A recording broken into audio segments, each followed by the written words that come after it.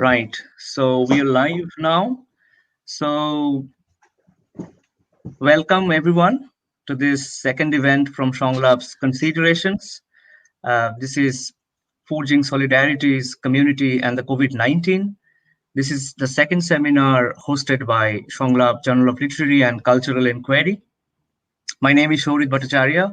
I'm one of the co-editors of this journal, and I'm very happy and excited about this event, an event that talks about communities, especially about academics, teachers, students, activists who have been going through this like everyone else, this unprecedented times and the unprecedented crisis that we have been put through, and yet have to manage a lot of academic duties and sort of teaching and research duties. So, what happens is when we do not have the available networks, the available structures, the available communities that would make us or ease us through these problems, through some of these challenges, what happens in the lack, in the non-availability of them? What happens about looking to help each other, taking care of each other's uh, challenges and forging, as the event is titled, Forging Solidarities.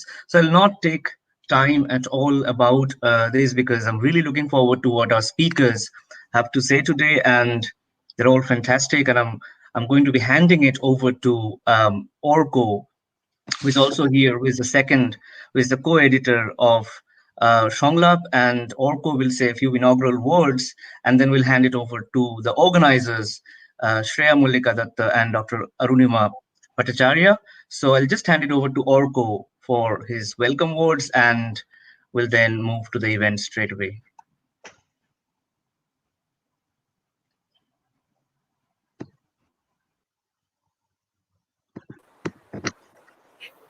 Hi, I hope I'm audible, right? Yes. A very warm welcome to all the panelists, and I'm very happy to kind of introduce this panel and then leave it over to our moderators and the panelists to continue this conversation. I wouldn't take long. As Shorit said, I'm a co-editor of Shonglab, and we've been editing this journal for almost 7 years now, so it's been long. And it's new that we've started doing these webinars in a series called Considerations. And this is the second installment of that series. Now, I just want to say one thing from an Indian context, and also because in a digital reading group, as they say these days, we were just reading a text on the idea of citizenship, and especially in the context of the anti-NRC CAA protests in India, which I'm sure most of us are familiar with.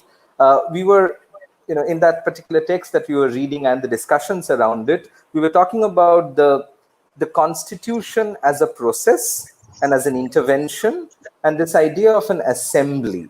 And in a way, the text that we were reading was also trying to differentiate between the idea of assembly and the, what is called multitude quite often in that sort of Hartian, Negrian way in political thought. And the question of the communities, of course, at the heart of this whole situation.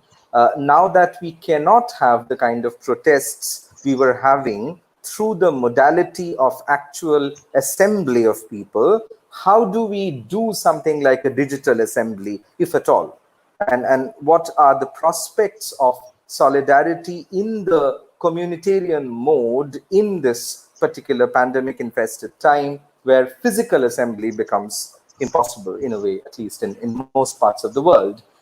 So with that, I just open it up for the panelists and the moderators to continue.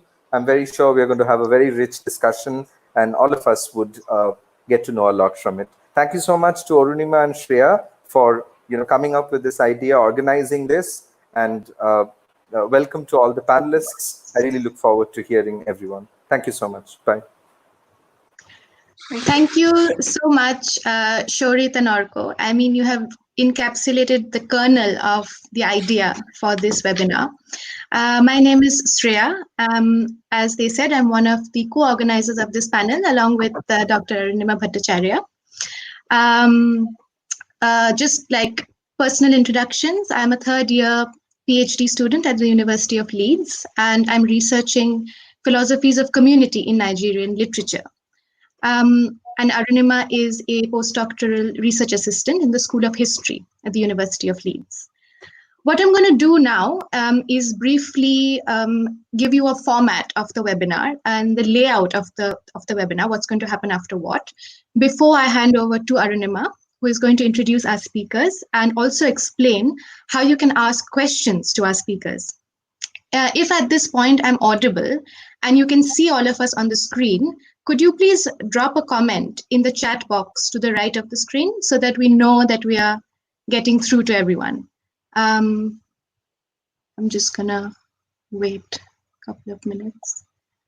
Am I audible to all the speakers? Yes. Okay. I think, okay, I can't see any comments yet, but that might be because I'm still on the StreamYard link.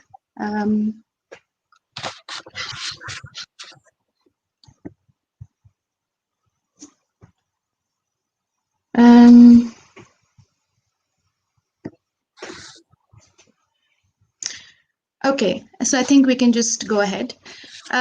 So what's going to happen is that our speakers will get roughly 10 to 12 minutes each to do their presentations. And after that, we'll open the panel to questions from the audience.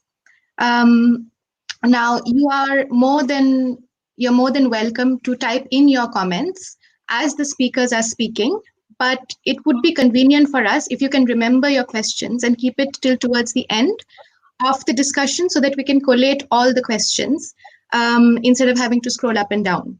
But if you feel that you do need to jot down the question at that particular moment, please feel free to do so and we'll just retrieve it. And Arunima will explain this again and she'll keep reminding people who join later as well.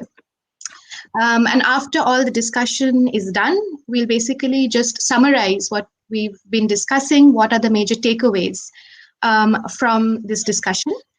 And then hopefully we can chat out a few future directions that this sort of webinar and this project of community in a sense can take. Thank you, Shanglap, very much for giving us this platform. Shanglap has been incredibly prompt and helpful in responding and receiving our proposal.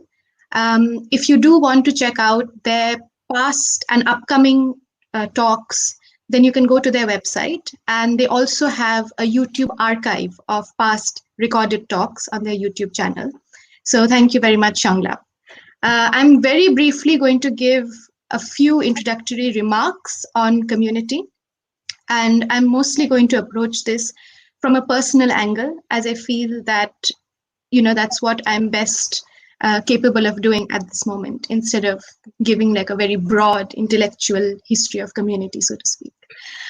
So to begin on a very personal note, I just want to clarify why we, that is me and Arunima, decided to host a discussion on community at this particular juncture of time, at this particular moment in history, in times of a global pandemic.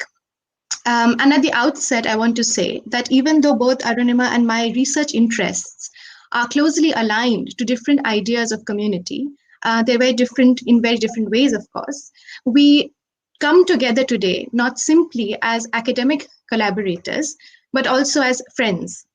And I think that this personal or this interpersonal and friendship aspect is as important, if not completely intertwined, with our more intellectual and political concerns and the way in which we navigate our everyday life here in the UK. At the moment, I'm based in Leeds and Arunima is based in Glasgow. But we met while she was also a PhD student here at Leeds, and that's how we came to know each other and develop a friendship. And of course, we've had many conversations in the past and also presently about community, about the pandemic. And we've just been discussing how different it has been. So when we were students together at Leeds, you know, our conversations used to take place in various locations, in various physical spaces, whether it was the PhD cluster at the university, whether it was at the cafe, whether it was just walking in the streets of Leeds.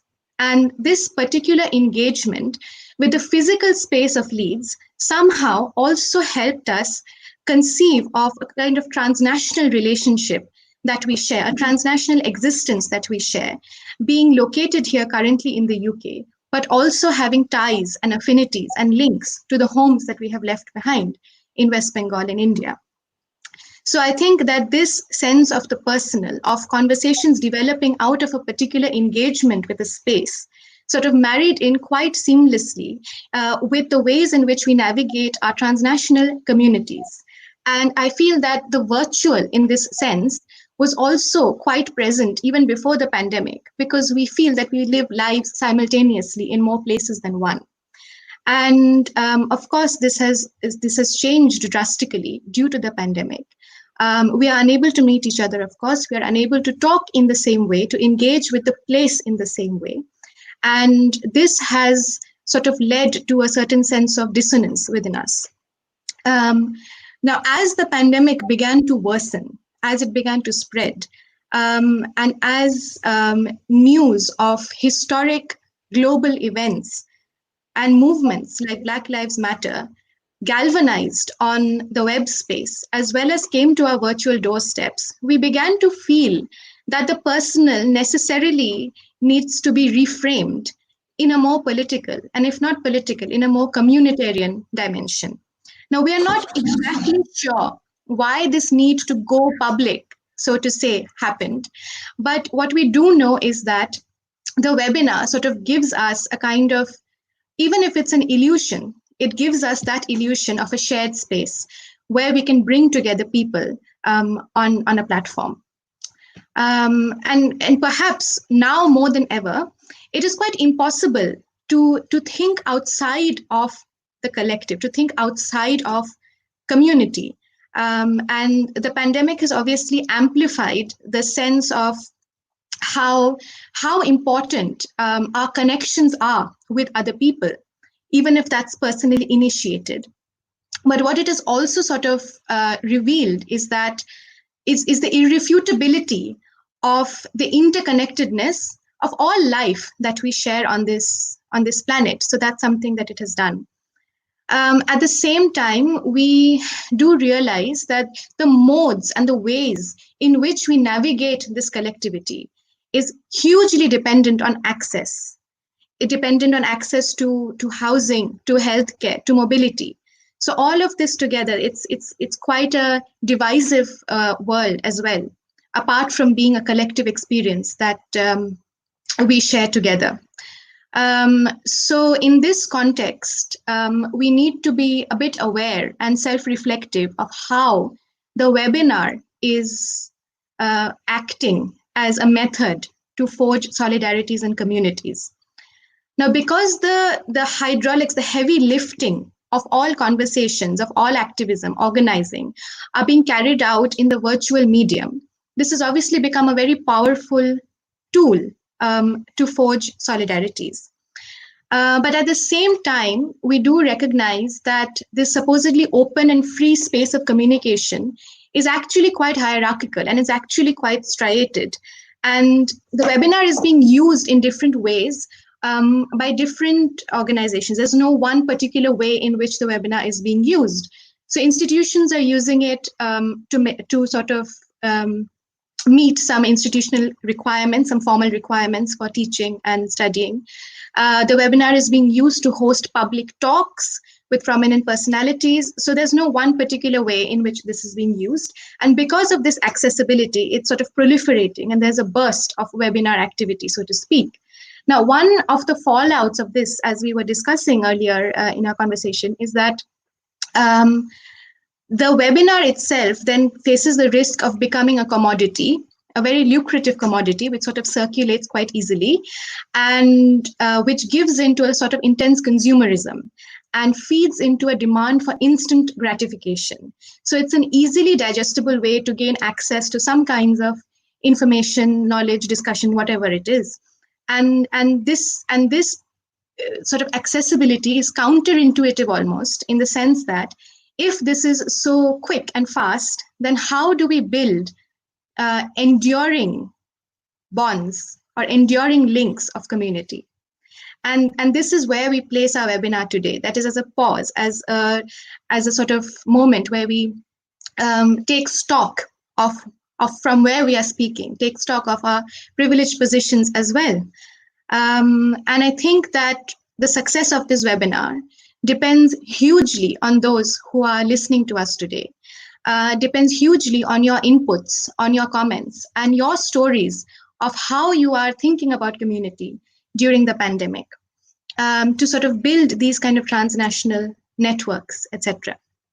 And we are very happy to say that all the speakers today are our friends. They are brilliant academics who have also done amazing activist work. And I think we are all the products of transnational bonds and communities and ties. And that's how we make sense of our identities. So the panel today, the individual relationships, reflect these transnational communities. And we can only hope that we use this medium to reach out to our audience everywhere. And then we can sort of move forward from there.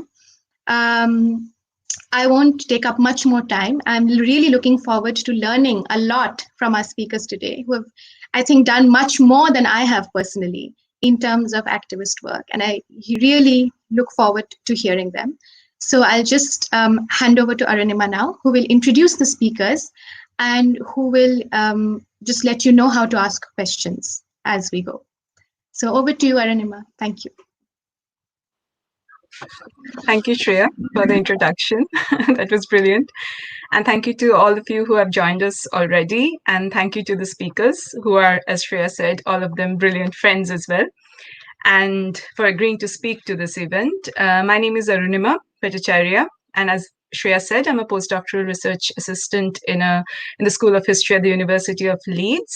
Because Shreya has already introduced the sort of thematic, personal aspects of this webinar, I will move on to explaining the layout of the webinar as it is today.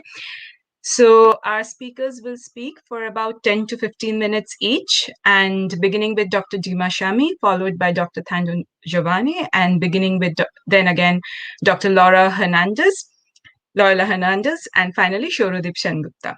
So we will take questions for all speakers together at the end of all presentations. You can post your questions and comments in the YouTube chat box and as we go on, and the moderators will select questions and post them on the screen at the end for our speakers to answer. So we are also very aware that the webinar format is susceptible to sudden disruptions, and because of connectivity issues or other issues that might crop up, we are sorry in advance for any such eventuality and hope to cope with it the best we can. So without further ado, I will move on to our first speaker, Dr. Dima Shami. So Dima Shami is a postdoctoral fellow at the University of Leeds, where she researches the intersections between migration, biopolitics, and Nigerian literature. Alongside her academic work, Dima has been involved in various community-based initiatives through which she seeks to merge her academic responsibilities with her personal ones. Organizing for migrant rights in UK higher education and beyond, Dima has both mobilized within the University and Colleges Union to advance migrant rights in the sector, as well as run a bibliotherapy reading group based in Leeds, a project with and for asylum seekers and refugees in the UK. So to you, Dima, and we'll take all questions for Dima at the end after all speakers have finished speaking. Thank you. Thanks for that. Can you hear me? Yes. Cool. Okay, so I think, first of all, for me to reflect on community, it's important, and I think necessary that I reflect first on society, especially as questions of citizenship and belonging. And as Shreya, you were saying, we're all migrants, and we exist transnationally. So what is community? Is it part of the society we live in? Does community form as a result of society or antagonistically with society? And these are questions that I've been considering for a while.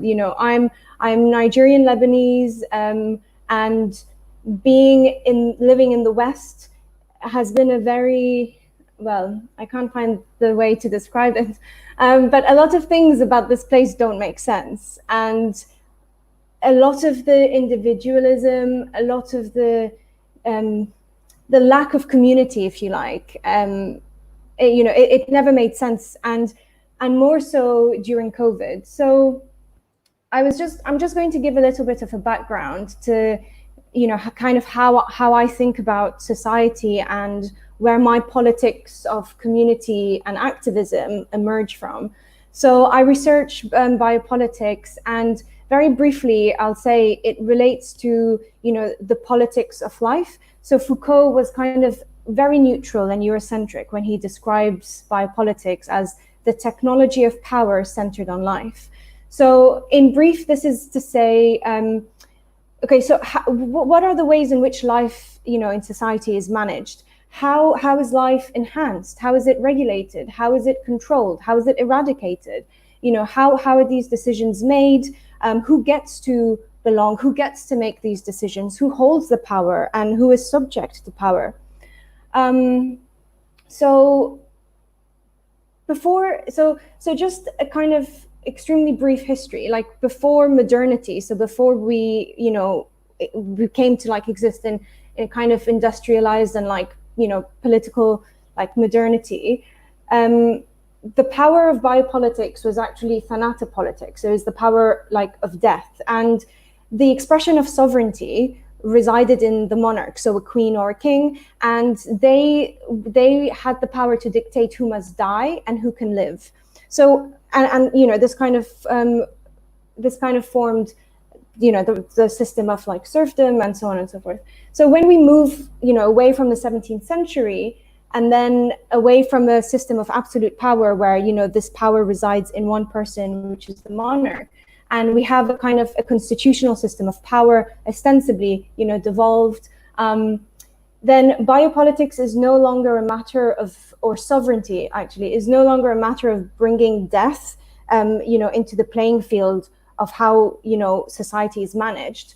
And here I quote from Foucault, that biopolitics becomes an issue of distributing the living into the domain of value and utility. So such a power has to qualify, measure, appraise, and hierarchize, rather than display itself in its murderous splendor. So in this moment, and this is very crucial to thinking about COVID, like society and COVID, we have seen, or we should be seeing, a shift from the right to kill, in pre-modernity, towards the right today to make live and let die.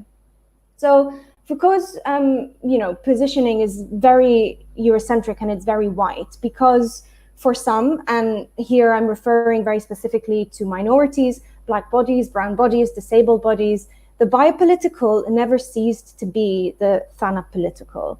And we have countless historical examples of this. So if we start from the plantations and we move on to the colonies, and in war we have the camps, even today, Guantanamo Bay, and the list goes on. So Western society has always been a place of legal imputation against brown and Black and non-white bodies in general. And Western society, whether in the West itself or, how it kind of exports this kind of political logic, if you like, to the rest of the world, it's always been a place or a form of power that's, where the suspension of the law is justifiable. So violence against Black people, violence against brown people, violence against, the disabled, is always justifiable against the law. And it's very important to note that this is the foundation of the society as we live in it and as we know it. And so scientific racism, if we think about it well, Foucault was talking about scientific racism in the sense that this is the logic, that allows us to identify, who gets to live and who gets to die. And racism becomes the break where we can shift from an affirmative biopolitics, which is a politics of life, towards a negative biopolitics, which is a power, a politics over life. So racism introduces the break between who must live and who must die. So Achille Mbembe, he's a he introduces the racial element to the normative theories of biopolitics, and he gives us the term necropolitics.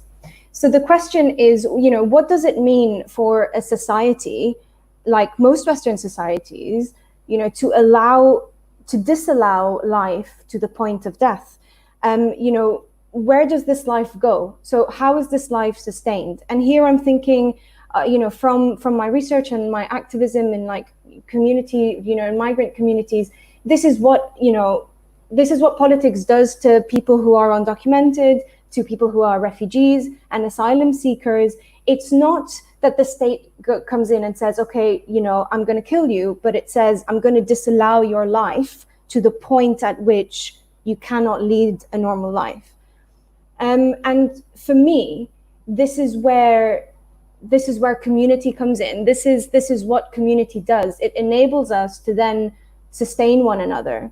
And I don't want to speak for everyone else on the panel, but I know that none of us are Western, and for a lot of us, in our societies, the concept of community is always cosmological. It always involves so many different entities. It involves deities. It involves so in short, like, our understanding of personhood, of identity, of how we fit into a society is never based on individualism. It's never kind of, secular and linear in the Western sense that, you have a role to play in the society, and the minute you step out of that role, you're disallowed in a way. And, our systems have always been cyclical. They've always been non-secular. And, we then see death and life as kind of complementary forces. So when life becomes a part of a cycle of transformation, and when community enables that transformation, when you give yourself over to a community, or when you are kind of welcomed into a community against the violence of society, then this is how we can thrive. This is how we can be sustained. So for me, community, and the way it enables us to become interdependent of one another, it allows us to be vulnerable in a safe way. It undoes the necropolitical, precisely because the necropolitical, it instrumentalizes our vulnerability, it instrumentalizes our lives, because our lives, our vulnerabilities, these are finite resources, right? So they all come to an end. So because our lives are finite, because of our vulnerabilities, then we become disposable. We have always been disposable. And precisely because we can be disposable, we can be excluded from normal social and legal forms of membership, whether this is citizenship and other forms and so on. So for me, and it was very kind of apt that we were talking about citizenship earlier. Community replaces the violence of citizenship, because membership to a community is never dependent on your race, on your legal status, and other things. And I think this is crucial. So this takes me back to my question. Okay, so if belonging to society is dependent on legal and social forms of citizenship, if you need to be a citizen, if you need to be part of a certain race or whatever, then my question is, so what is the role of community here? Why do we need community? Why is it often that people from the global south in transnationality, like, we always find each other, we need each other, and we rely on each other? So many people kind of said, that COVID has thrown into sharp focus all the inequalities that have been hidden for a long time. There's so many things I can think of. For example, the high mortality rate amongst BIPOC communities. Governments and politicians saw that. They saw that these are the people who are likely to die from COVID, and because of that, they went ahead and delayed lockdown or reopened society. Capital always comes before, Black lives, before, brown lives. In the UK, they were also, I think it was care homes and hospitals were also, given NDR, so do not resuscitate orders against the consent of disabled people, because it was considered, okay, if a disabled person, is very severely ill, NDR, take their ventilators, give them to people who are more deserving. So if we consider that in the fabric of society, in the politics over life that we are subject to, that society is dependent on our life being finite, being disposable, then community has the responsibility to undo that, right? Community needs to assert not just our humanity, but our viability, our ability to survive, and our ability to thrive. And for me, this is why I do a lot of my activism. It's not because, activism is a good thing, but because activism is necessary. We need to be able to be active. We need to be able to organize. We need communities to remain viable, because our lives literally depend on that. So I'm just going to end here. And, I just thought to give a kind of a background as to how this has all been playing out in the current, climate. And people have been touching on it quite a lot. But I know that examples of, what I'm trying to communicate will be touched on by some of the other panelists like Laura, Tando, and Surab. So I'm going to stop there, but thank you for listening.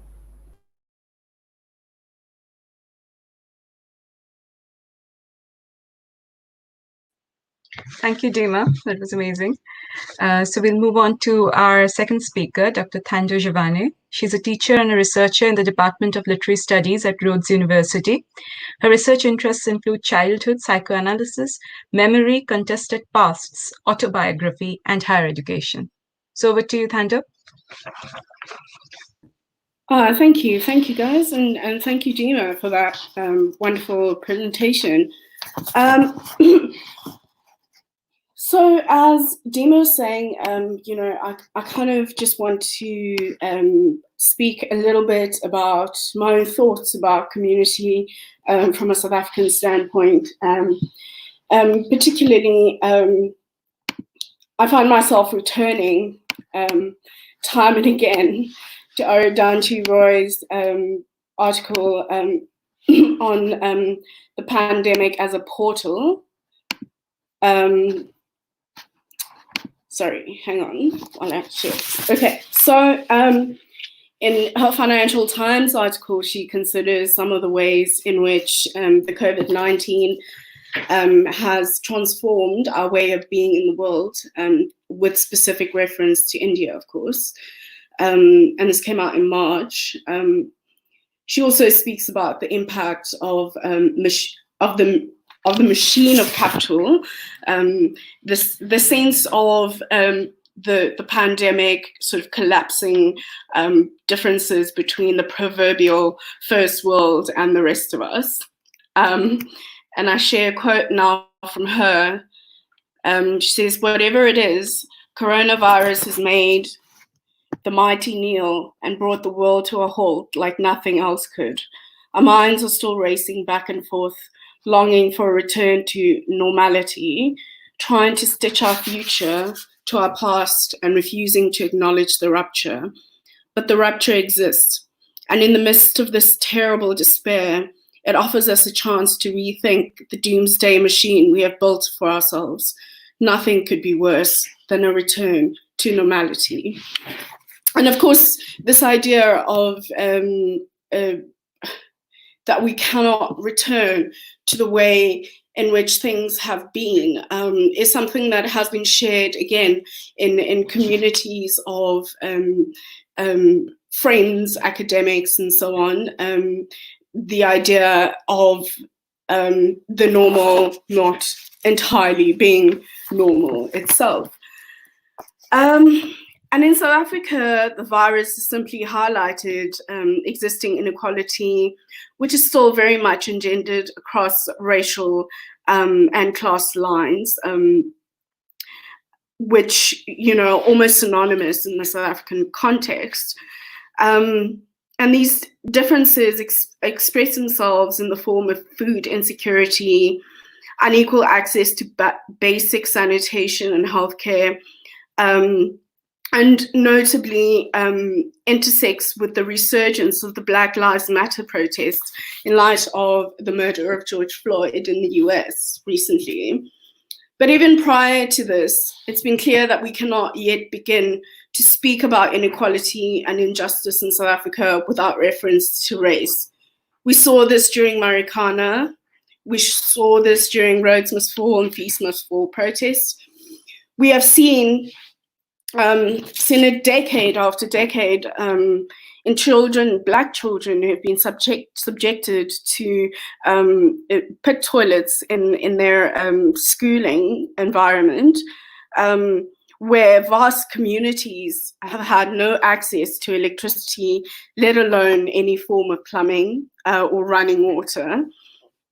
And we see it today in universities trying to implement remote learning, something that we automatically took on from our northern counterparts. And this remote learning relies not only on access to expensive devices, as we have seen, but also to locations that have connectivity and various other resources. It's also apparent that apart from medical racism, where even when Black people do have access to private healthcare, they are regarded predominantly as exaggerating, as impervious to pain. Of course, this is the case all over the world, but this is even more stark in a society where the Black majority does not have the economic mobility to feed themselves from one day to the next, let alone general access to healthcare that would likely increase their chances of survival were they to contract the virus. And in response to George Floyd in the US, we all were rightfully horrified. South Africans joined the global chant Black Lives Matter again, when just months earlier, the South African National Defence Force soldiers had just brutally killed various people, including Collins Khoza. And much later on, the soldiers went on to compile a report that exonerated them, right? So in this sense, they made themselves into lawyer, judge, and executioner. And we saw, even prior to this, numerous videos of soldiers being deployed to Black locations to control populations with force from March onwards. Harrowing videos of people being dragged out of their own yards for not being literally inside their houses. So what we have in South Africa is essentially an Orwellian world where all people are equal, but some are more equal than others. At one point during the lockdown, there were more people who had been killed by police and soldiers in South Africa than by the virus itself. And all of them were Black people. Even in small towns like Makanda or Grahamstown, depending on which dispensation you're part of, soldiers were deployed to those locations inhabited by Black people. And we know that this kind of separation is possible because of apartheid spatial planning. And the general anxiety and fear that accompanied the lockdown in South Africa meant that, for the most part, we have not yet had a chance to interrogate how our president, who is one of the biggest stakeholders at the Lomnan mines where the Marikana massacre took place, is now in charge of a police and army whose brutality primarily targets Black people, seemingly unchecked. So this relationship between capital and the disposability of Black lives is important when we consider the continuation of apartheid targeting of black spots for surveillance and what increasingly looks like state-sanctioned violence. So in light of these, I would conclude by saying, as I have before in various other contexts, that there is no shared South Africanness, and as such, we cannot, and indeed dare not, speak of community in a context where the very concept of the human and the humane is the reserve of certain groups at the expense of the other. We cannot feign communion here. Roy tells us that historically, pandemics have forced humans to break with the past and imagine their world anew. This one is no different. It is a portal, a gateway between one world and the next. We can choose to walk through it, dragging the carcasses of our prejudice and hatred, our avarice, our databanks and dead bodies, our dead rivers and smoky skies behind us. Or we can walk through lightly with little luggage, ready to imagine another world and ready to fight for it. In South Africa, we have to be ready to fight for the humanity of those whose lives continue to be under the guise of public safety. We cannot simply pretend as though race does not matter. It does, in very real material ways that in these times mean the difference between safety and precarity, and ultimately between life and death. So the coming community would, in this case, be one that makes a perceptible break with apartheid policing, and the policies thereof would be governed by a moral compass that acknowledges the sanctity of all human life, not just for those with the economic means to insist on it. So in this sense, the pause is not only literal, but also ideological and essentially existential. The pause forces us to reconfigure our ways of being. As Tupac told us in the 90s, we've got to make a change. It's time for us as a people to start making some changes. Let's change the way we eat. Let's change the way we live. And let's change the way we treat each other. You see, the old way wasn't working, so it's on us to do what we gotta do to survive. Thank you. Thank you, Thando. That was inspiring. And so we will move on to our third speaker. Dr. Laura Loyola Hernandez is a scholar activist at the University of Leeds. Her focus is on anti-racist, decolonial, and feminist research in politics, social media, and higher education. She's a member of the Racial Justice Network and Yorkshire Resist. So over to you, Laura.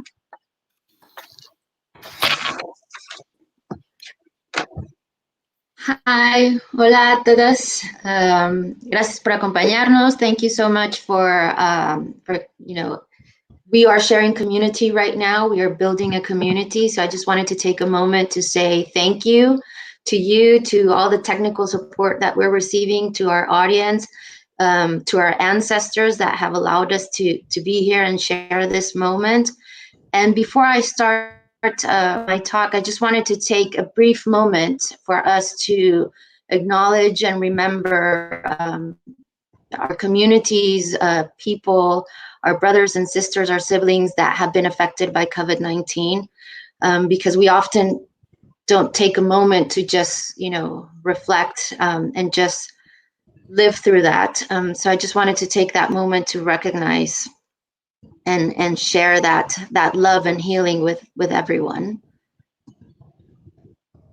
So I would normally take more, but we're a bit of a time constraint. So I'm coming in from I think we're all activists in a way, but I'm here to talk specifically about a campaign that was launched by the Racial Justice Network and Yorkshire Resist related to COVID-19 and how it's built a community, but also supported communities in different ways. So I'm just gonna briefly share my screen for a moment.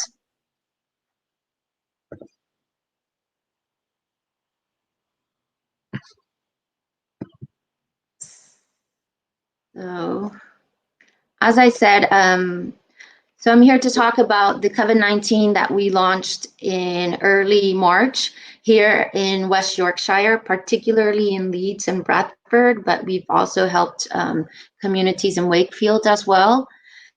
And as I said, this is a joint campaign between the Racial Justice Network and Yorkshire Resist. But before I talk a bit about the campaign, I think it's important to contextualize these two organizations, because it's important to understand what's at their core and what we do to know why this COVID-19 campaign emerged and how it emerged as well. So the Racial Justice Network is based in West Yorkshire. It's a charity that's based in Leeds and Bradford, and at its core, it's to address legacies of colonialism and racial injustices. This is the core team. Its director and founder is Penina Wangari Jones. And there are a lot of us that are not part of the core team, but support in any way we can in different campaigns. So as part of Racial Justice Network, they do several things. And I think it's important to mention this because it's all tied into the COVID-19 campaign.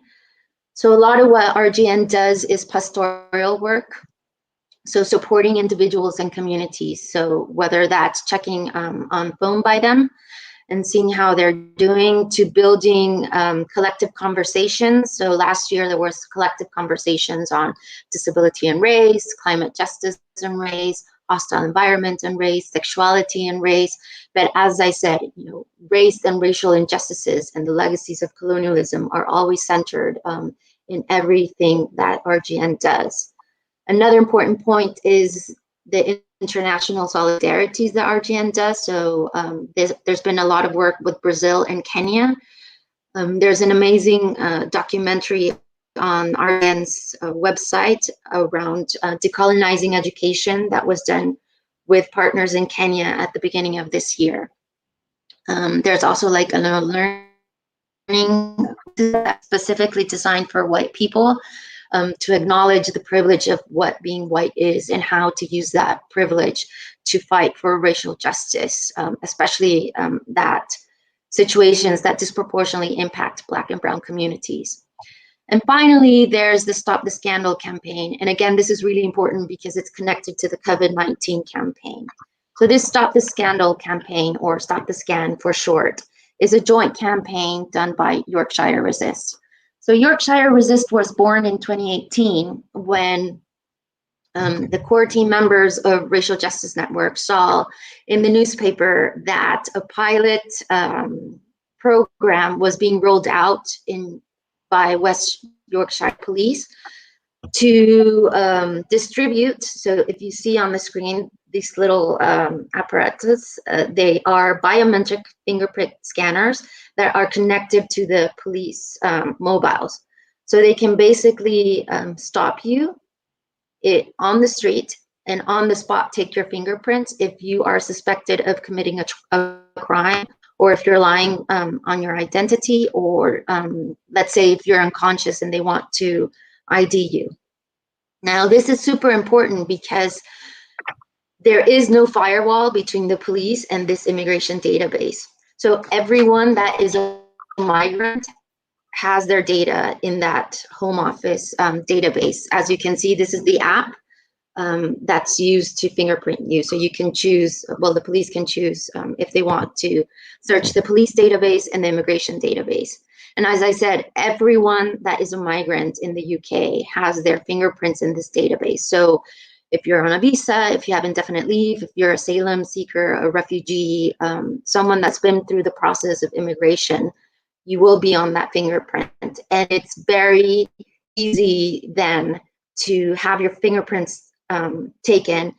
They will have an alert because your prints will be in that immigration database. And then the police now have to ring Home Office to see if they need to send immigration enforcers to put you in a detention center, an immigration detention center.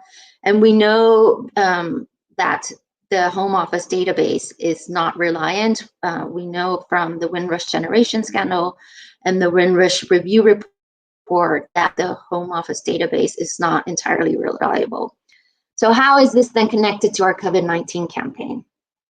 And so when COVID-19, when we went into lockdown in early March, we started, particularly our director, Penny, or one of our trustees, Barani, and myself, we started to think how lockdown was going to impact those that are already in a vulnerable position. So what do I mean by this? It is, so this is some images that from our campaign. So because these communities, particularly asylum and refugee communities in West Yorkshire, in Leeds, in Bradford, were from one moment to another completely shut down. So the community centers that they went to, the help that they received from other organizations was completely shut off because everyone had to go to lockdown. This COVID-19 emerged, and it was with a particular focus on supporting those impacted by COVID-19 lockdown and mental health. So what do we mean by this? Because of COVID-19 lockdown, and as I said, everything went online, there was this assumption that everyone had access to a device, so whether that's a tablet, a computer, and internet, that would allow them to continue to be not only in communication with other people, but to continue to work or to go to school, for example, for children, for teenagers. And this was not the case for the majority of people from these communities. Why? So for example, if you are an asylum seeker and you have just arrived in the UK, you are put into Mere Housing, which is a private company that's outsourced by the Home Office, and there is no internet there. You also don't receive any support, like financial support. So you are completely disconnected. You do not have access to lawyers. So in a way, you have to insert yourself in a community and ask other people, you know, hey, do you know someone that can support us, etc. So as part of this COVID-19 campaign, we have asked for old but working smartphones and tablets, and we have been able to distribute some to asylum seekers and refugees. With some of the money that was donated, we've also been able to buy a couple of new phones as well. And above all, we've been able to give top-ups. So that's for people to have data in their mobile so that they can connect to lawyers, families as well. And just that sense of community, right? As we said, it was just completely shut off from one moment to another. So we were particularly worried that because people, you know, once you're moved from your first sort of accommodation when you reach here as an asylum seeker, then you are put into a government home. But that can take months to do so. But once you are put into one of these homes that, again, does not have any internet or television, you are given £37.55 a month, sorry, a week, to buy food, to buy clothes, to buy toiletries. So that's roughly £151 a month to survive. Obviously, you know, because of the way capitalism sort of works, then some of the things that are more in demand now, like you know, hand sanitizer, face masks, have increased their price. So if you're already in an economic vulnerable position, how can you then access this? So another thing that we did with this campaign is we put an Amazon list for things that, like coloring books for adults, children, you know, things that they can manually do, board games, for example, that we could then distribute to these communities so that they had stuff to do at home that didn't require internet, that didn't require a television, because here you have to pay a TV license, for example. And then we started to receive a lot of material donations. So for example, people donated children's books that they had at home, old board games, puzzles, toys, and these have were then distributed to a number of communities. So whether it was the Swahili community in Leeds, to the Sudanese community in Bradford, or other organizations that then helped refugee and asylum seekers, or people that have been put in vulnerable positions. So the impact that COVID-19 has had on migrant communities, particularly asylum and refugee and undocumented communities here in the UK, has been astronomical. As we know, COVID-19 has not made inequalities, it has just highlighted and grown inequalities. I mentioned the Stop the Scan campaign, and it's important because in that same app, so the Pronto, so the software that the police use to scan your fingerprints, one of the apps has now been updated with COVID-19 fines. And this is really worrisome, particularly because we know from recent reports that COVID-19 fines here in the UK have been given more to Black and Brown communities than white people.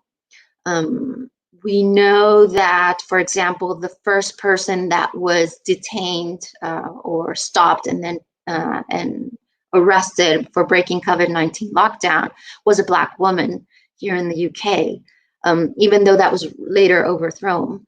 But if you already have an institution that is systemically racist, and that they are already being used as border agents, with this COVID-19 fines and lockdown guidance, it will only continue to disproportionately impact Black and Brown people, but particularly migrants. For example, this week, we learned that from the 24th of July, face masks will now be obligatory in, I'm about to finish. They will be obligatory now in stores. So who again is going to be policed more for not wearing them? A, who's going to be harassed more? Who are the people that are put in more disproportionate, riskier jobs as key workers because they cannot access government help, because we do not have access to public recourses because we are migrants. So the newest sort of stage in our campaign is asking for face masks, but we are also building a community within those community leaders to try to bring them together to be stronger as a community, to see how we can lobby from those lived experiences, from people that are living that during COVID-19, to fight for these injustices, but with the communities that we are part of, but we are also supporting. So I'm just gonna leave it there. And thanks so much for listening. Thank you, Laura. I think your talk has kind of firmly grounded what Thando and Dima had been speaking of about the idea of the human and how some are more human than the others, and how state violence and state sanctioned policies are working towards sort of grounding that and drilling that into bodies and communities. Yeah, so next speaker is Shorodip Sengupta. He's a graduate in physics from Presidency University, Kolkata, and University of Delhi. He has a keen interest in literature, especially speculative fiction, football, socialist politics and organizing, and the history and philosophy of science and science pedagogy. He has worked with organizations like Migrant Workers Solidarity and All India Democratic Students Organizations to help organize for migrant workers' rights in India and to resist the disenfranchisement of 19 million Indians through the National Register of Citizens, which is the NRC. He hopes to start a PhD in theoretical physics soon. He has lived in Assam for most of his life, and we are hoping that he'll throw some light on what is happening in his home state. So over to you, Shorodip. Thanks a lot. Can everyone hear me? Am I audible? Yeah, okay. So first of all, I'd like to thank Shonglap for creating this space for this wonderful discussion. I'd also like to thank the moderators, Arunima and Shreya, for inviting me here and for the enormous hard work they've done in organizing this seminar. I'm going to try to share my screen now. Just bear with me. I'm not sure. Wait. So I click on entire screen, right? Yeah. Okay. Okay. So am I visible? Is my screen visible? Yeah. Okay. Cool. So I'll just start. Right. So now I'm overawed by the speakers like before me, who are all extremely accomplished activists and academics, and I don't share a quarter of their erudition. So forgive me if I say things that seem a bit naive or trite. I'll start with a question: what is human nature? Or to phrase it a different way, are human beings inherently selfish? It seems a silly and perhaps essentialist question to ask, but it's important nonetheless because the neoclassical school of economics and the neoliberal framework of finance and capital, which dominates our lives today, has as its foundational entity the rational, self-interested consumer. It doesn't really recognize workers or labor or community. And the principle seems to be that human beings left to themselves are selfish, greedy, and perpetually engaged in violent conflict with one another. I'm so sorry. This viewpoint of man as beast has echoes in much of the liberal Western canon, from Kant to Hobbes to Machiavelli, and both Catholic and Protestant theology holds that man is born in sin and can only be redeemed through the grace of God. And these ideas in particular have traveled all over the world through the instrument of British colonialism. And just to gauge the ubiquity of these ideas, I wanted to do a little bit of a thought experiment for everyone listening, and also for the other speakers if they're interested in doing this. So imagine a plane makes an emergency crash landing and breaks into 3 parts. There's fire and survivors stuck inside. What happens next? Imagine this has happened on planet A, where passengers ask their neighbors if they're okay, and those needing assistance are helped first, women and children off first, and everything, and people are willing to risk their lives for complete strangers. Or imagine this has happened on planet B, where it's every man for himself. There's a stampede to get out, and people with the children and the elderly are just get trampled. Just based on what you believe about human beings, which planet do you think you live on? Just take a second to think. I would wager that most of you think you live on planet B. But based on survivor accounts and data from almost every single airplane crash in history, we actually live on planet A. The situation from planet B where people behave selfishly in a crisis, it never happens. And this data is not limited to plane crashes, whether it's floods or earthquakes, the 9/11 attacks or the sinking of the Titanic. Where crisis hits, we become our best selves. Contrary to what we normally see in the movies and news, according to the Disaster Research Center, we have established that in nearly 700 field studies since 1963, then there's never complete mayhem. It just never happens. Well, this is a very long-winded way of trying to talk about how communities around the world have reacted to the COVID-19 pandemic. In India, with the onset of the pandemic on 25th March, the government swiftly imposed a 3-week complete lockdown across the country. Trains and planes were halted, non-essential workers were ordered to stay home, and people were not allowed to come out of the house except for emergencies. In most of the infection hotspots in India's biggest cities, the lockdown was extended to the end of May, more than 2 months. And this had a crippling effect on India's migrant worker population, many of whom earn a daily wage, less than like $2. And almost 30% of the population in India's cities earn a daily wage. The informal sector of India's economy far outstrips the formal organized sector in size and numbers employed. Over 100 million migrant workers contribute 10% to India's GDP. Yet their lives and existence are invisibilized in media invisibilized in media and politics and scarcely understood. Economic data on migrant workers in India are very limited, and because India does not have mail-in ballots, the migrants usually cannot vote and are therefore not paid much attention to by political parties. One effect of the COVID-19 pandemic has been to bring into stark contrast the invisible framework of working class lives on which the edifice of our economy stands. Deprived of their livelihoods and feeling increasingly precarious, tens of millions of people started walking back home in large groups. The sight of these weary crowds is a staggering indictment of the failures of the state. I would quote more statistics here, but they boggle the mind, are virtually incomprehensible. For example, in just one day, on May 10th, 200,000 migrants crossed the Maharashtra-Madhya Pradesh border, having walked hundreds of kilometers.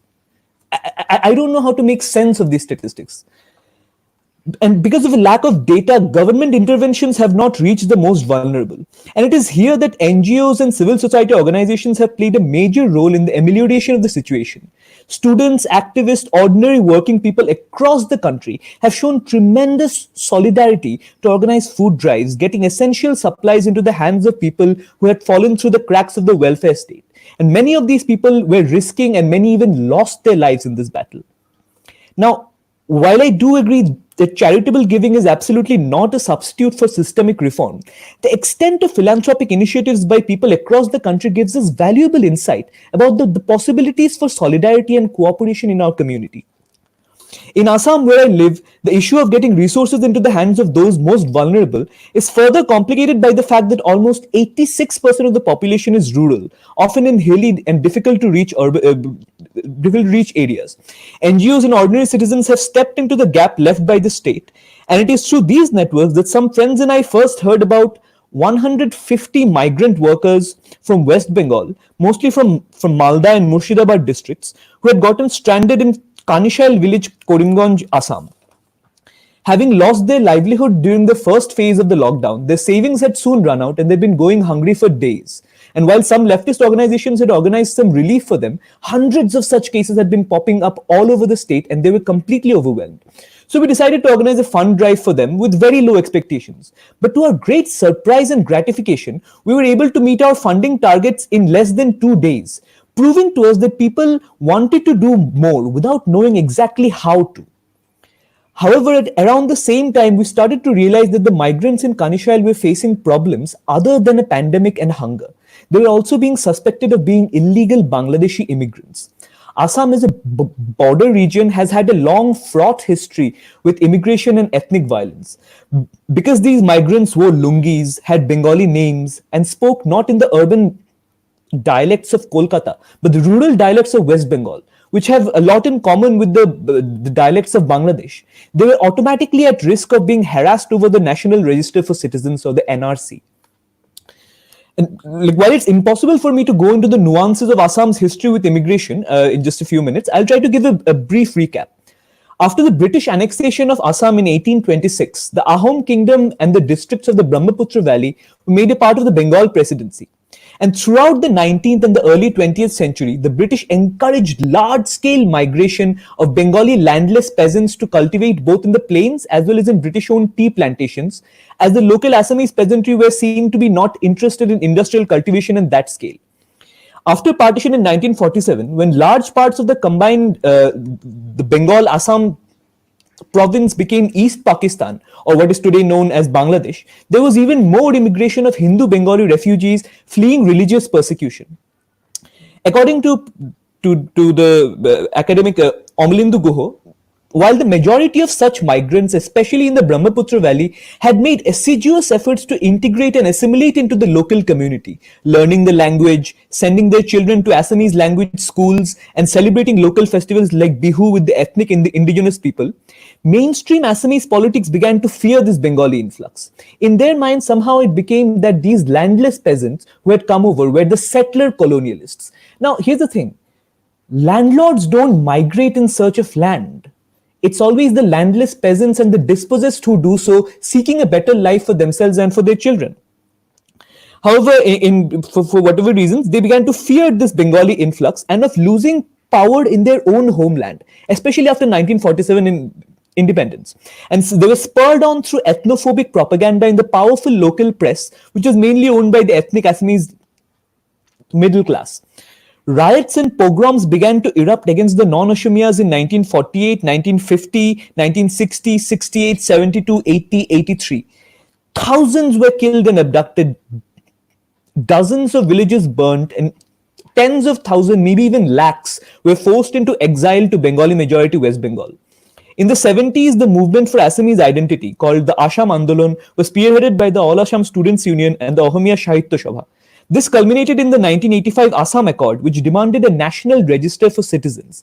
This stipulated that all those who couldn't prove that they had been resident in Assam before March 24, 1971, the day that Bangladesh became an independent nation, would be deemed illegal immigrants and stripped of their citizenship. As it should be obvious to everyone, this is an extremely onerous obligation for most people, especially for the poor and landless, who often have no extensive documentation to prove ancestry. Imagine, like today, even if you've lived here for 50 years, you may still be declared not of this country and you may be asked to leave. Since the bureaucratic process of making the NRC started in 2014 after a Supreme Court judgment, 1.9 million people have been rendered stateless because neither India nor Bangladesh claim them. The process has caused tremendous anxiety for people across the state. Hundreds have committed suicide and hundreds more have been herded into detention camps where they are to stay indefinitely until the state can think of what to do with them. If all this sounds very dystopian, it's because it is. It is the same rhetoric of cultural warfare that powers right-wing populists all over the world, from Brexit to Trump to higher Bolsonaro. And it is not a new development. Race and ethnicity has always been used to divide the working class. In this backdrop, the Bengali migrant workers in Kanishal had very legitimate concerns that they would be targeted and might even lose their freedom. We even started getting phone calls from people associated with right-wing outfits demanding to know why we were helping Muslims. And this too is a facet of this pandemic. I won't mention names because they're already being harassed. And just give me a second. I won't mention any names of any activists because they're already being harassed, but NGO workers have been threatened and attacked in many parts of India by various reactionary right-wing forces, with even cases filed against them for not having the necessary permissions or by being falsely accused of putting beef into relief rations, which is a very sensitive issue in Indian politics. But the fact that people are still fighting for their rights and for the rights of their fellow citizens is a reminder that the roots of our solidarity go deep, that despite our differences, we are still able to see ourselves in each other, and that the progressive movement will win only if we keep faith in each other.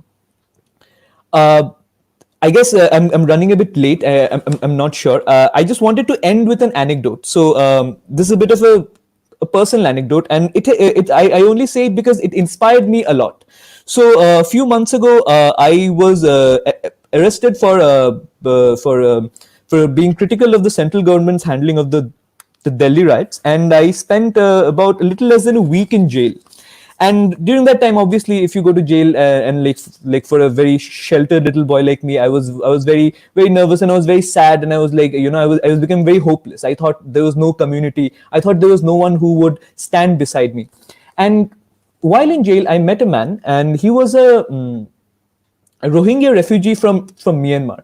He had wandered into Bangladesh, and because the Bangladeshi camps were housing some 1 lakh people in a camp that could only feed about 10,000, he and his family soon had to leave. And somehow they stumbled into Assam, because in Assam also, in the Bengali areas, the writing on the shops is the same, the script is the same. So he didn't realize when he had crossed over into India, and he had been arrested, and he had been in jail for about 1.5 or 2 years at that point. His family was somewhere else, and he didn't know when he would get out. And I found him studying English with another inmate who was teaching him English, and I sat down with him and I spoke to him for a while. And I tried to understand like what made this man tick.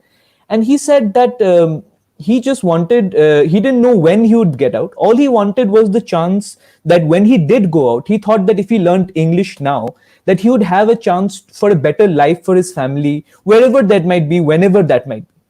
And it just made me think that the depths of our resilience they go much deeper than we think we are. And that even though with the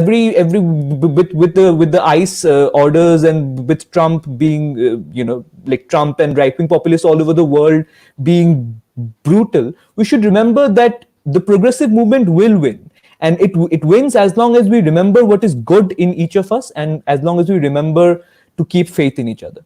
So yeah, that's all. Thank you very much for yeah. Is anyone hello? Yes. Thank you, Shorit. I'll just change the screen. Yes, thank you for that. It was amazing, and hopefully we'll have questions. Yeah, you can just start posting your questions now. You should see a chat box to the right of your screen, and we'll just wait for a couple of minutes for the questions to come in. And as they come in, we'll hopefully be able to show them on the screen so that everyone can read them and our speakers can also see them on the screen. So that's the plan. So we're just going to wait a couple of minutes for your questions. And thank you to all the speakers. I mean, that was so lucid and so brilliant. I'm really overwhelmed. Thank you. Yeah. And it flowed very well into each other as well, I thought, because the way Dima and Tanya started about the concept of the human and how some people are more human than others. And then Laura explained it, in the context of a specific community of asylum seekers, of migrants in the UK. And then Shorodip himself has been subject to it. So, yeah. And all of them have found hope and possibilities in communities. And so we have a question. Yeah.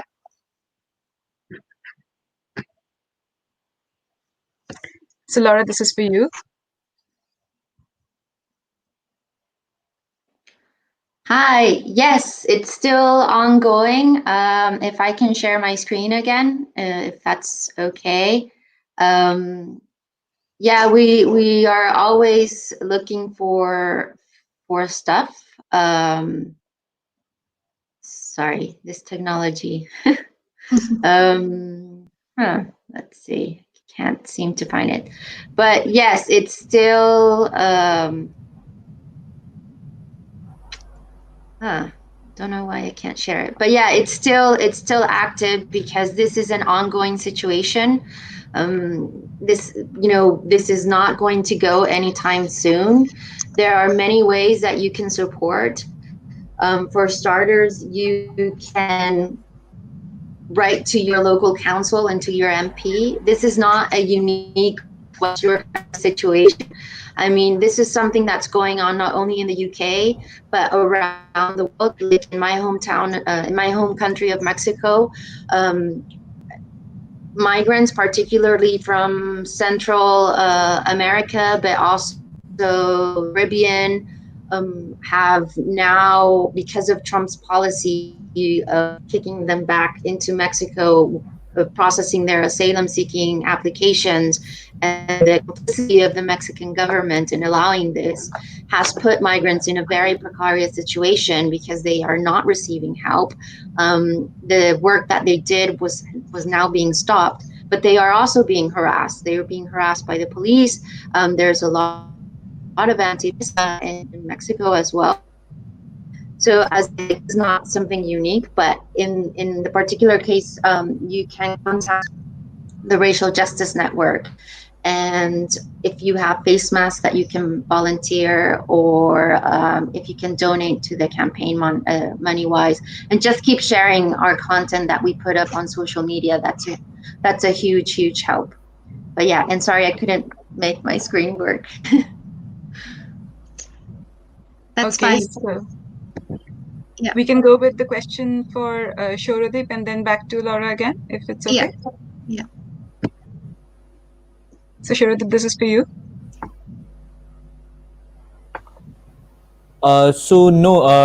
We were overwhelmed with the amount of people, the number of people who wanted to donate. And while we are not doing a fundraiser right now, we might be doing another one because Assam is a place where, unfortunately, calamities keep happening. So first there was the COVID-19, and then there was the NRC is ongoing, and now the Assam floods have also created a situation where lakhs and lakhs of people have lost their homes and all. So we are thinking of maybe doing another fundraiser. If so, I'll try to put it out there and on social media and everything, and we'd love for people to support it then. Yeah. Okay, thank you. I'm going to post the question we have for Laura again. Okay.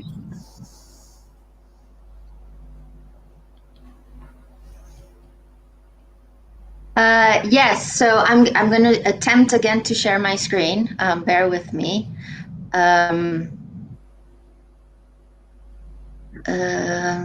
Let's say.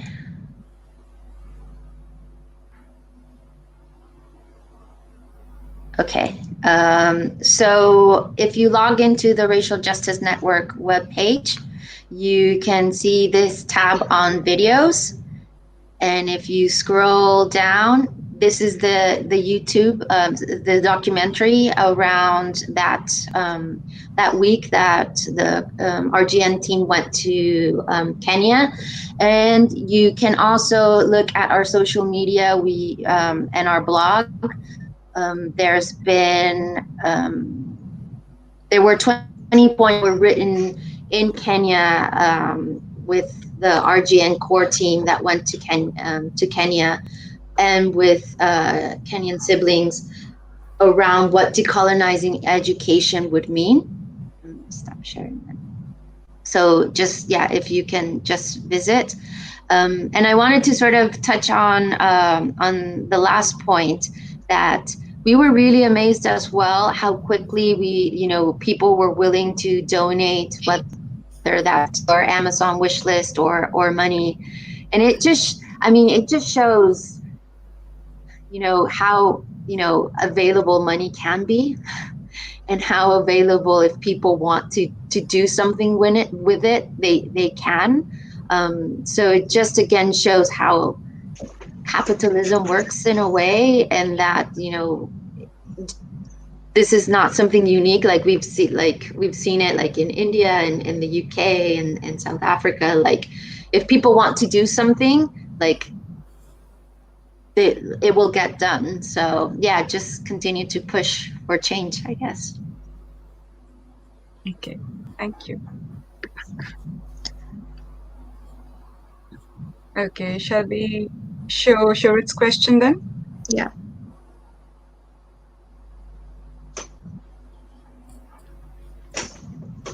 Hand it's for you. So it's there.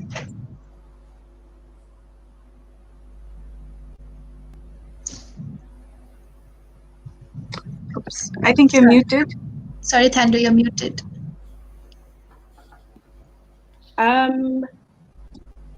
I think in a lot of ways, all Black solidarity really is transnational. I mean, I'm thinking here specifically of how Black solidarity from the US kind of travels faster than Black solidarity, say, in South Africa. But I think even within these sort of uneven ways of engaging, or rather ways of distribution, there are pockets. Okay, so the diagnosis is on a national level, but we also have people working in their specific communities, like some people making food, just to feed people at least once a day, within their means and within their specific communities. So on a micro level, that kind of participatory citizenship is happening. But on a macro level, I think it's more than that. It's more than these small gestures that we can do. It's the fact that it's an injustice that has to happen at all. And so I would say that Black solidarity in South Africa doesn't quite travel as well as in more, I suppose, resource countries. But that it does exist, really. Yeah. Okay. Thank you, Thando. Do we take the question for Shorodip then? Yeah. Or please do send in your questions. And we have one for Shorodip. I think we can take that. Okay. And just to tell you that people who come to this later and see the recording of it, if you have questions and if you want to send them to me or Shreya, then we can pass them on to the speakers. And if they find time, they can return, reply it, and we can email you back the questions. So we will put our email IDs on the chat box soon, once we close the live. But before that, the question for Shorita.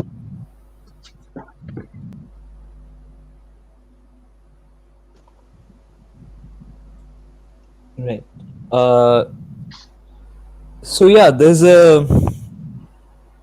essentially what is happening with both NRC and the Indian prison system in general. There's a lot of people who are in jail right now, or let alone detention camps, even people who are in jail right now. Very few of them are in there for violent crime. Most of them are in there for bureaucratic crime. Essentially, they're there because they're poor, because they can't afford the legal help, because they can't afford the cash bail, because more than 60% of all prison inmates in Assam are under trials, which means they have not been convicted of any crime. They just haven't, their lawyers just haven't been able to get them out on bail yet. And something similar is happening to people in detention centers. While a few people have been released, in a lot of cases, what's also happening with political prisoners across India is that, for example, in the case of Anand Teltumbre or Vadavar Rao, people are getting COVID and people are being crammed into overcrowded cells, and huge prison populations are getting COVID all at once.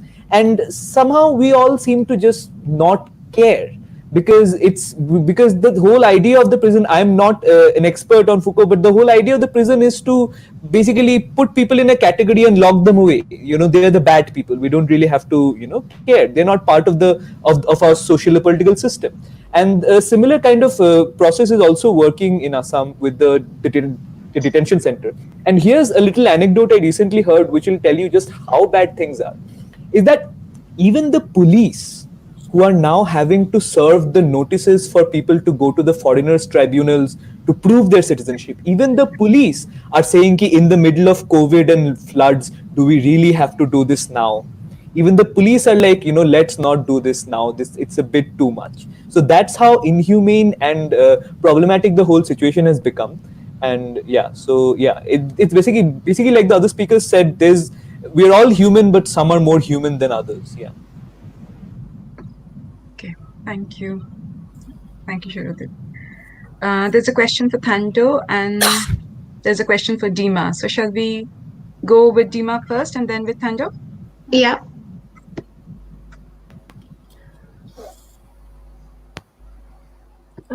Sorry, can you hear me?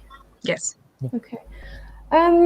Yeah, so I guess necropolitics was a concept developed by Mbembe, and he essentially, rightly noted that conventional biopolitics has always been a kind of a Western, a Western analysis, a Western philosophy, because people like Agamben, who look at the camp, Foucault, they all identify the Holocaust as the first, event of mass death, which was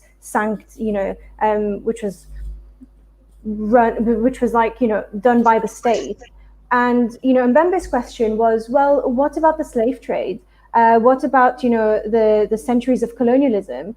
So even within the progressive voices of philosophy, even within people like Foucault, Esposito, and all of these people who are theorizing what are the negative aspects, what are the negative effects of power on human life, even to them, even to these learned giants that we all cite and reference, Black people, colonized peoples, never figured in their analysis. We even to them, we didn't count as human. We didn't count as being worthy of mention. And so necropolitics for Mbembe, he traces how even before biopolitics, Black people, Black bodies and Black lives were always criminalized. And he looks at, from the colony, from the plantation into modern times. And so when we consider America America is the biggest terrorist state in the world. And you look at how do they deploy power over minorities? How do they deploy, how do they basically decide who gets to live and who gets to die? How do they disallow our lives to the point of death? And they do this via warfare. In the context of COVID, for example, America seized all of the shipments to Cuba, to other island states on its border. They shipped, they pirated basically all of the resources that were going to these communities. And this is just one example of allowing people in other places to die in order for America to sustain itself. So in the COVID context specifically, we see necropolitics enacted in every aspect of our society, whether this is, from limiting citizenship, whether this is from limiting who gets access to healthcare, it's in every element of our society, basically. Okay. Thank you. There's another question for Dima and a question for Thando. So shall we go with Thando first and then back to Dima, okay? Yeah. Thanks for the question. I don't think that I said there was no Black solidarity. So I would say that that's the exact opposite. So I'm not sure if this question applies in that case. Okay. I'm going to show Dima's question now.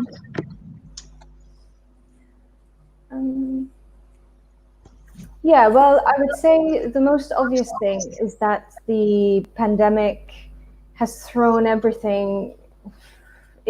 Everything is too much. It's too much to cope with everything. I don't think any of us have actually processed, the scale of, the deaths. I don't think we've processed yet what the effect of the pandemic has been, like what this means for us and what this means for, how we think about life, how we think about going forward. And myself personally, I've not been able to do enough research, because whenever I try to be productive, it just feels like all the normative, frames, all of the normal lenses that I would have used to kind of analyze and think through things have just completely been compounded by just the incomprehensibility of what's happening around us. So yeah, for me, that's been the main obstacle. And I think in general, what the pandemic, has made obvious is the depth to which the depth to which the normal running of society, when we say that nothing is normal, the depth to which that has been, dependent on our dehumanization, the level to which our repression has been crucial to sustaining normal society, and through neoliberalism and other forms of violence. And so what happens when the people who need to be oppressed for society to be sustained start dying? Because what happens when you systematically oppress people over, decades and centuries, is that when a pandemic hits, they're the first to go. And I think this is something that I, have to reckon with, and I have to start thinking about, because, yeah, as I said, we know it's, it's easy to state a fact, this is, how things are, this is how things work, but it's completely different to experience it in real time. So actually, this is one of the first times I've vocalized it, but yeah, I think, yeah. Okay, so just to take a pause from the questions, I would like to see if, if we would like to comment on each other's presentations, and if you would like to talk amongst yourselves, if you have something to say to what others have said on the panel, you're most welcome.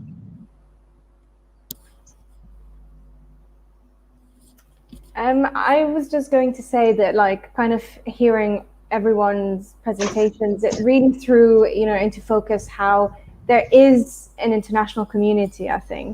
But I'm just thinking, like, what do you call it? An international community of like humanity? That's so cringe. But it seems to be that there is a parallel kind of life that is being enacted, that is being kind of defended against, life that is sanctioned by the state. And, we hear similar stories like in India of, migrants being punished because they're just trying to get from, one state to the other. In Kenya, for example, that there were so many people who were killed simply because they didn't obey lockdown. And as Tando was saying, so many people are killed from state violence and not from the virus, itself. And yeah, it just made me realize that, we do have a universal. It's simply not the universal that we were taught, which is the white universal, which is the Western universal, because that was never meant to work for us. And yeah, just hearing everyone experience it and come at it from different angles was very, I think, affirming in a way. So that's what I wanted to say about that. I think what you said, Dima, just now, that also relates to a question that has been addressed to me, which I'm going to show on the screen right now.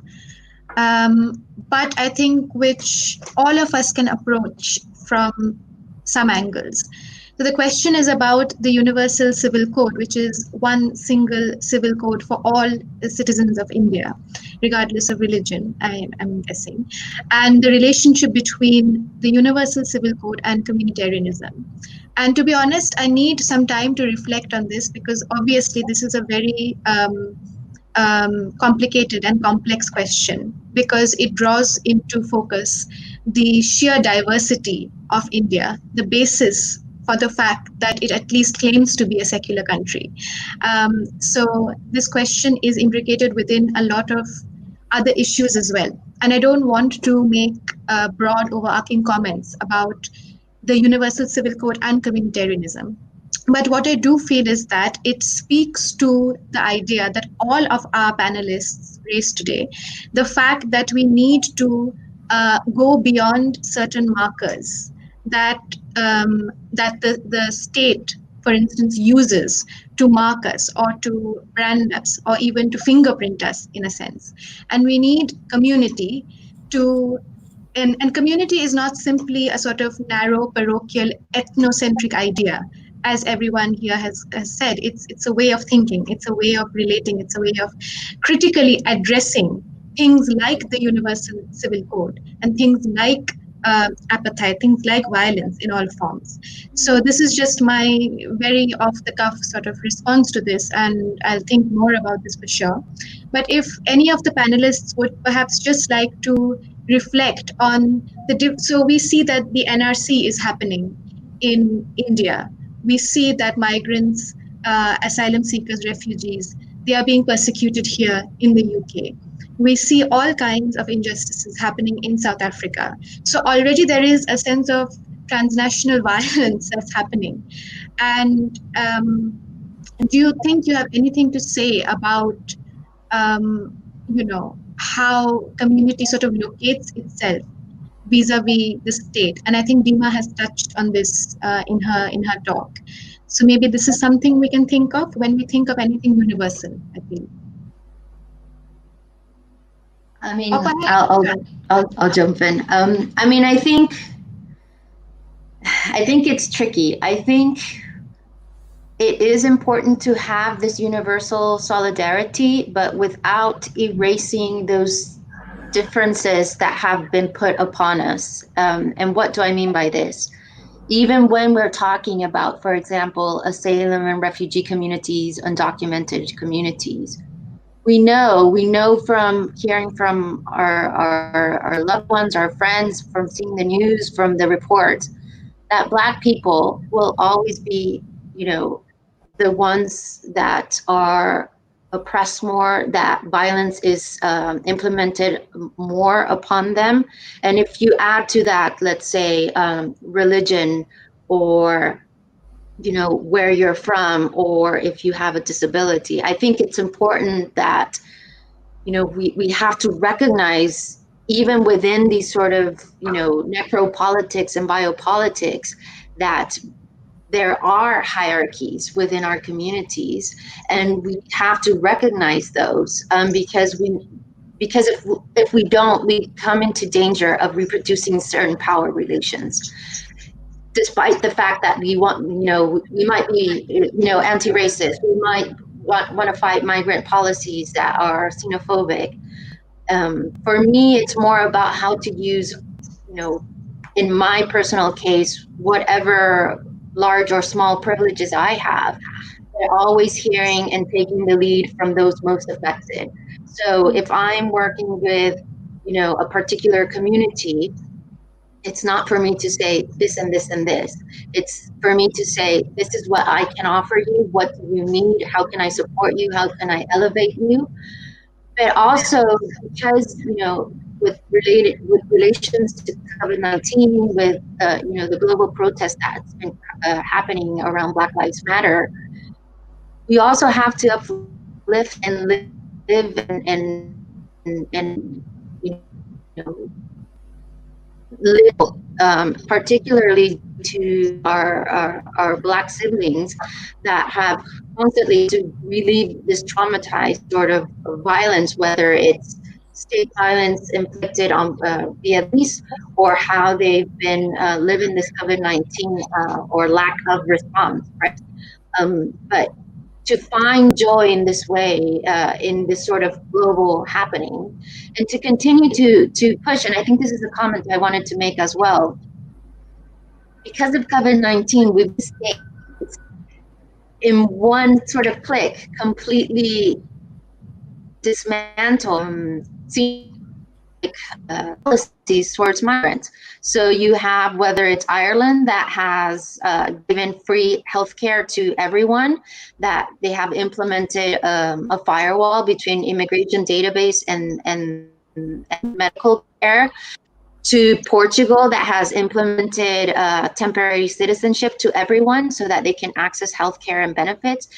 Spain has also rolled out universal credit for everyone, regardless of immigration status.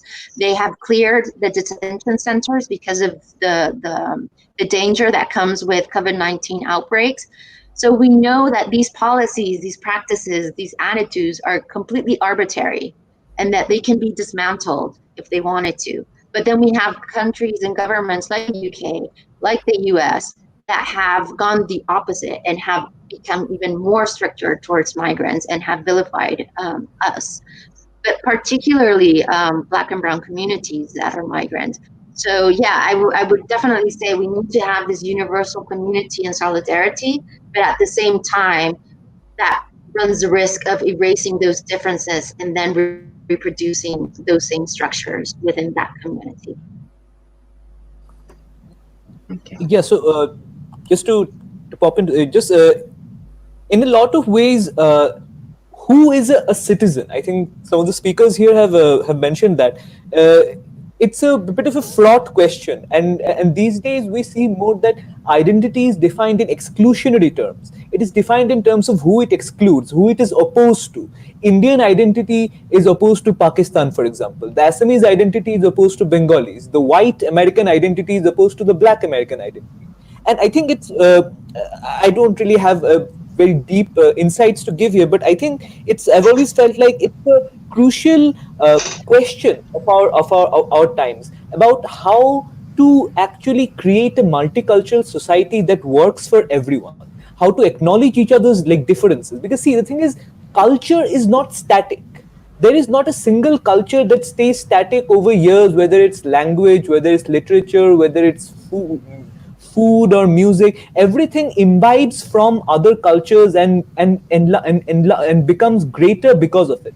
So I think it's necessary to deconstruct that identity, that idea of the monolithic cultures, and to show that these cultures are all products of migration, just as we ourselves are all products of migration in one way or the other, that our cultures too are products of the similar kind of migration of ideas, and that no one has exclusive authority to say that this is authentic and this is not, this is this identity and this is not.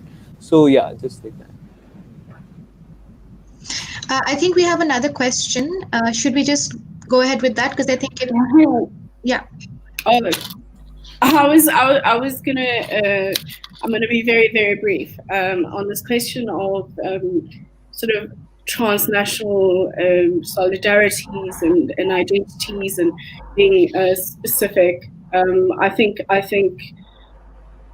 agree with Laura and with Saradib that it's important that we in celebrating the communalities, that we not fall into the trap of the universalizing certain types of experience, because that in itself is kind of a way of collapsing the difference rather than encouraging it. Yeah, and that's it for me. Okay, I'm just going to go ahead with the next question.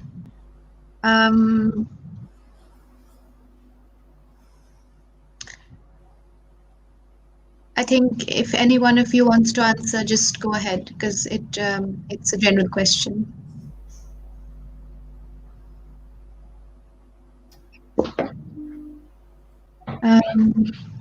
How can we use technology in less exclusionary ways? I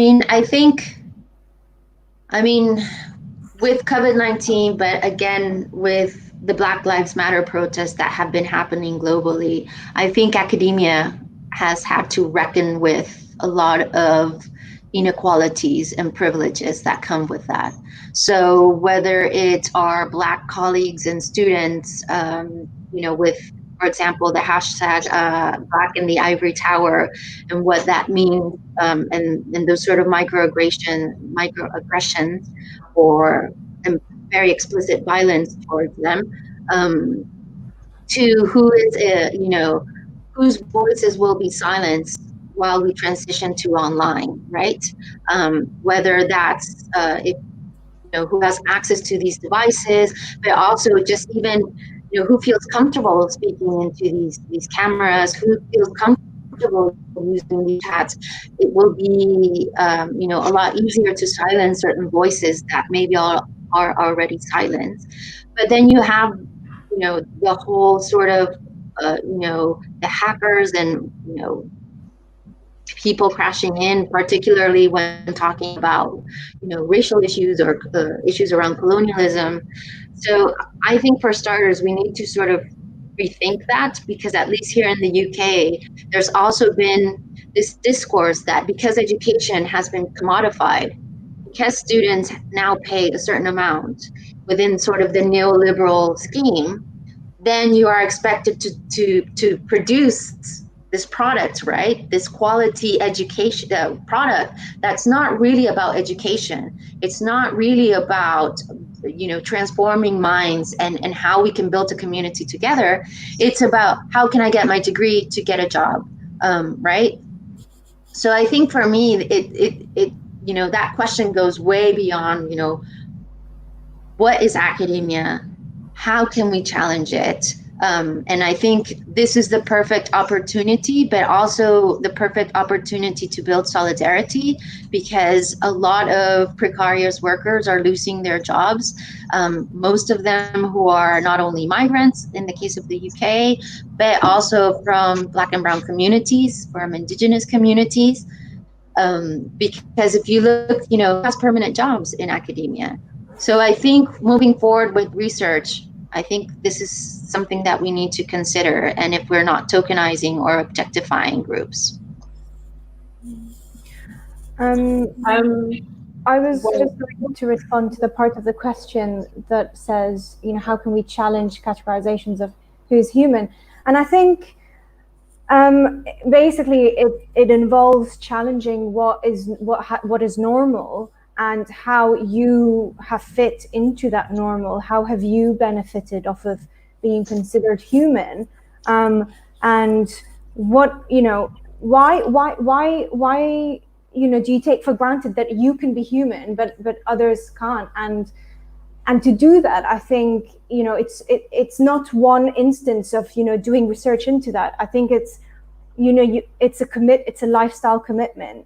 And this is a lot of the arguments of decolonization, which, going back to academia, have, it has lost complete meaning because of the way it's, totally been co-opted by, the ivory tower, and again, Western kind of scholars adopting, subjects to be studied.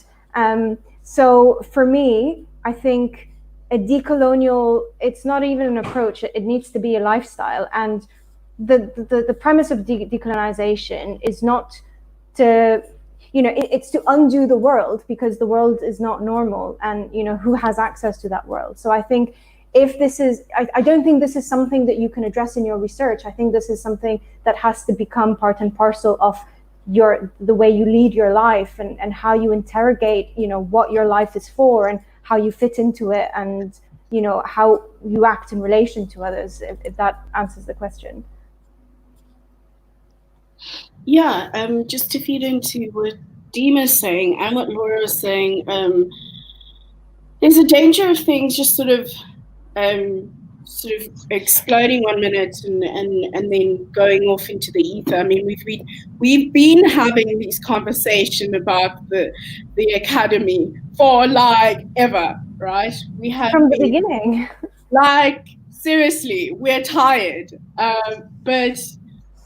But the idea that we need a shift to occur, and a shift that can be implemented and sustained, not something that we just pontificate about for 2 hours on a Saturday, but something that can be done on the ground, to change laws, to change ways of being, to change the world in such a way that it will be more hospitable for everyone post not the convict, the COVID. Okay. So.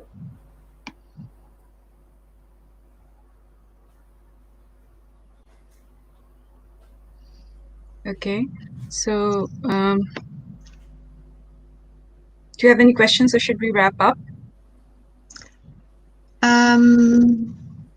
I mean, I have a question on WhatsApp, which I can very quickly sort of read out. Sorry? Yes, go ahead. Okay, so the question is for Shorudeep, and it says, how do you explain the fact that surveys have shown that Narendra Modi, who is the Prime Minister of India, is still popular, even among migrants?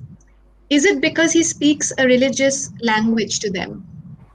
I'm aware this is a contentious question, it might be, so it's completely up to you if you want to answer it here, or if you want to do it via email or whatever. No, I mean, honestly, I don't know. I really don't know why. I guess it's easy in a way to give up agency in some respects, to kind of trust that there's this one big strong man who'll solve my problems for me, that you don't have to engage, you don't actually have to critically anything that you might think, oh, this is a bit troubling, maybe this is not how this should be, like, nahi, theek hai, matlab, if he's done it, then he must have done it for a good reason, you can kind of like, you can suspend your critical faculties, and this is true for any fascist leader, because they offer you this comforting security blanket of like, you're in the right, you are oppressed, and it'll all be okay. And I think like that is a very potent kind of mixture, and people really want that. People want to feel secure.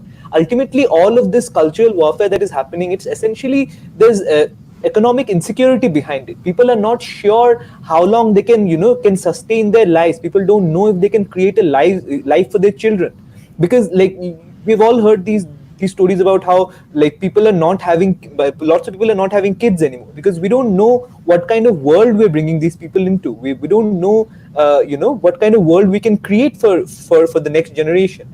So in that sense, if you can just outsource basically all your critical thinking to be like, yeah, so we'll let him make the decision. So it's easy. And I think like that in one part, there's a lot of other reasons I'm sure, but that is one part of what explains the popularity of Narendra Modi. I hope no one from the RSS is listening, but yeah, okay. Okay.